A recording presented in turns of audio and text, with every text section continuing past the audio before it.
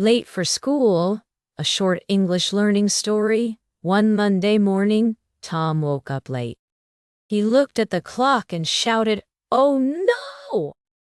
I'm late for school." He quickly brushed his teeth, got dressed, and grabbed his school bag. In his hurry, he forgot to eat breakfast. Tom ran as fast as he could. On the way, he saw an old woman trying to carry a heavy bag across the road. Even though he was late, Tom stopped to help her. "Thank you, young man," she said with a smile. Tom finally reached school, feeling nervous. He expected his teacher to be angry.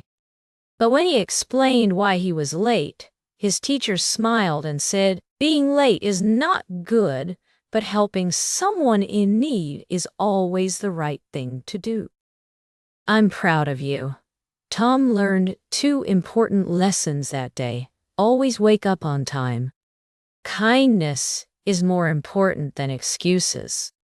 Moral: good habits are important, but helping others makes you a truly good person.